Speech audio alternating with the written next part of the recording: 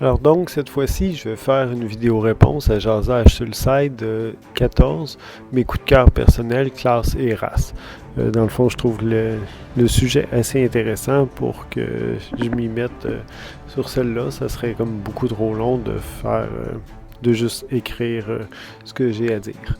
Donc, ça met le doigt sur quelque chose qui est assez important pour moi, là. En fait, j'ai pas mal tout fait, là. Tu sais, le principe de been there, done that, là, ben, c'est pas mal ça, là. Après 29 ans à être compteur, on en fait en crème du perso, là. Tu sais, j'en ai des milliers, pour pas, en tout cas, beaucoup trop. Les races de D&D, là, ça a été comme... J'ai un gros problème avec, là. Dernièrement, j'ai fait un Kenku, Blood Hunter. Si vous connaissez la classe de Blood Hunter, c'est comme une classe optionnelle qui ressemble au gars dans The Witcher, dans le fond, là. Puis ça, je trouve pas ça assez spécial pour moi, là. Dans le fond, en enlevant les templates de la 5e édition, ils ont enlevé même le peu d'intérêt que j'avais envers D&D, là. Je veux des pouvoirs surnaturels, mais je suis pas capable de gober le concept bizarre d'avoir 3 ou 4 sorts par jour. Puis qu'un magicien en pleine forme, il puisse plus lancer de sorts parce que les cases métaphysiques dans sa tête sont cochées. Ça, c'est très compliqué. Fait qu'à chaque fois que je suis comme pogné pour faire un perso, j'essaie de faire le moins pire. Mais finalement, je peux pas faire le mieux. Fait que c'est impossible. Il n'y a aucune race, aucune classe qui m'intéresse. J'ai beau fouiller dans tous les livres, ça marche plus. En tout cas, pas dans le 5e, là. C'est pas mal ça. Quelques classes qui sont vraiment originales puis qui m'intéressent. Il y a ça dans Terre d'Amarante. Il en reste une couple qui m'intéresse. Les races sont un peu moins intéressantes, ne sont pas assez spéciales pour moi.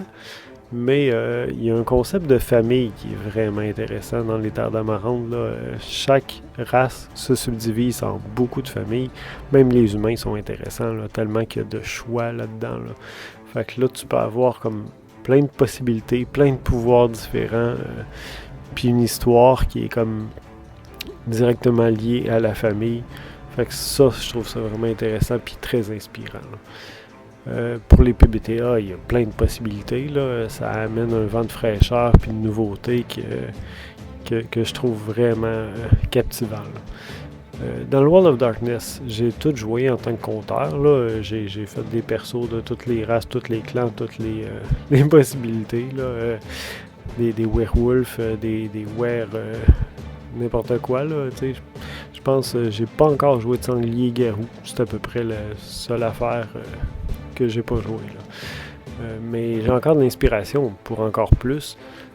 Je suis encore capable de créer comme plein de toréadors différents, trémères ou n'importe quoi, n'importe quel clan.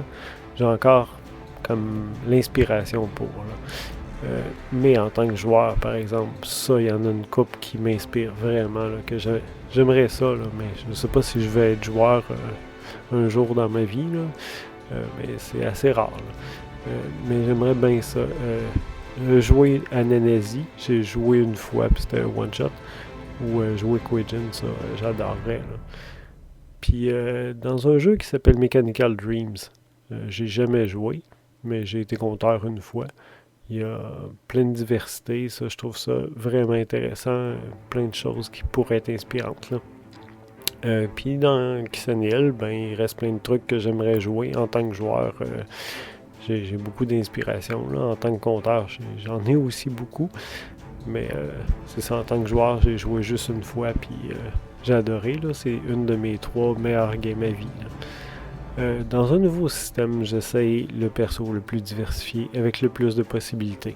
Généralement, c'est un magicien, mais ou quelqu'un qui a beaucoup de pouvoirs surnaturels, puis qui a, tu sais, mettons dans une situation tendue, il n'y a pas juste une réponse possible, il y en a une tonne. Puis c'est ça qui m'inspire pas mal, là. Globalement, j'adore jouer des personnages féminins, des profiteuses, des opportunistes, des persos qui sont très comme différents de moi. Puis ça, je trouve ça comme intéressant. Tu sais, il y a un pouvoir d'évasion dans le jeu de rôle que tu retrouves en jouant quelque chose de totalement différent. Puis Tranchons et Tracons, ça donne cette liberté-là.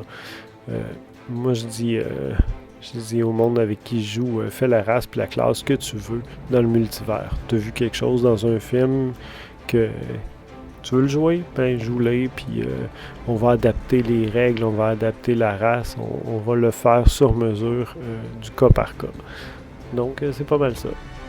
Nyarlathotep et moi-même sommes très heureux que vous ayez pris un peu de votre temps pour m'écouter. Il souhaite vous accorder un peu de sa puissance en vous donnant 3 XP.